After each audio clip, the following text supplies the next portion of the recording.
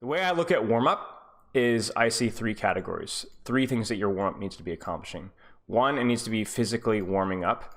So in other words, when you're actually warming up, like you want to be physically warm. You need blood flow to your hands, you need blood flow to your brain, you need blood flow to your arms, your body.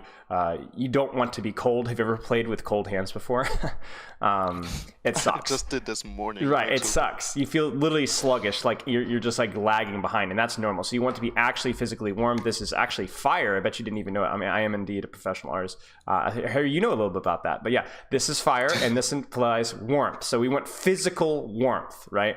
The next thing with the warm-up is like more of a mental side of things, where we want, you want your brain kind of a little bit more alert than it was initially on. So our brains are very flexible in terms of like what we can and we'll be able to focus on. However, unless we're something that is perceived as immediate danger, sometimes it takes a little bit for us to get alert. So what we do with our mental warm-up is we're just basically practicing getting in the motion of this is what we're looking for, this is what's important, wake up, this is what we want you to do. Because as you've probably learned, mechanics is a lot more mental than it is physical. Like you could quadruple your sensitivity, and within probably a couple of weeks, your mechanics would be almost as good as they were before. There's good and bad sensitivities, but ultimately, you could give a good player in pretty much any sensitivity, and they're going to have pretty halfway decent aim. It's going to take them a little bit to adjust, but that's because it's all brain. It's all brain. The brain has to adjust. The brain, the eyes, the brain, that kind of communication that's going on between there, that pattern needs to kind of warm itself up. You need to get comfortable moving the game and feeling the game beyond just being physically warmed up. And then this is a brain, okay? So right there's your brain, all right? And then if we delve, I think, even deeper, and I don't want to classify this one as a completely different category, but I definitely think it's something worth pointing out. For warm-up, I like to use the concept of a trigger. So have you ever watched sports before and they have like the NBA player before they shoot a free throw, they like slap their knees, or the MLB player before they go up to at bat, they tap the four corners of the plate and then like clack their cleats with the bat? You know what I'm saying? They have like a little routine. And the reason why they do that, some of it's, you could argue is superstition, but from a mental performance standpoint, having a little routine like that is actually a really good thing. It's called a trigger. And what a trigger is it basically is a way to tell your brain, not just to get your brain generally warmed up, but to be very specifically warmed up that now is the time for us to perform, now is the time for us to work. So it puts it in a heightened focus state because your brain at that point in time should be used to this type of training and the efforts that's going to be put under. So it's kind of like a kick in the pants, right? A spurs in the back of the horse where you're saying, okay, get ready. We're about to really get going. And over time, you'll see people that are able to quicker speed up that focusing process to where it requires less and less time for them to be able to quickly snap your fingers. Like a baseball player, when they go up to bat, doesn't have 5 minutes to get their brain ready and focused on the millisecond that they have to swing the bat. They have a couple of seconds as they're walking up to the plate.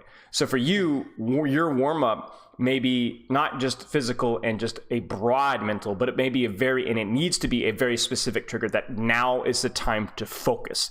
We're not just playing the game, we are focusing. We're giving our absolute effort. We have specific goals in mind. We need to be fully turned on, and that's what you need your warm-up to be. And that's going to demand you actually having a warm-up that's a little bit challenging, or that demands your full attention. And it also is a warm-up that is going to be used to channeling you into an intense focused state. So if you have a warm-up and then you go into ranked and you're just kind of like chilling, you're not really trying, then that's not going to, you're not really triggering that enhanced focus state, right? You need to consistently, the first couple of ranked games, especially, I'm giving it as much focus as I possibly can, like totally tuned in for that warm-up to actually do its job, if that makes sense. Does this all make sense so far?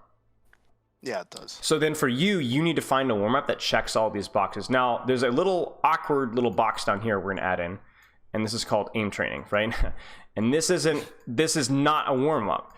The aim training is specifically, okay, we're warmed up, but we're going to continue to focus on our mechanics because that's the purpose of what we're doing here. And what you can argue here is that aim training is generally what you do in warm-up. It's just a little bit longer, a little bit harder. Now, you said when you played your Voltaic playlist That was taking like an hour, right? I can be honest with you, that is way too long for you to be physically, mentally, and trigger warming up.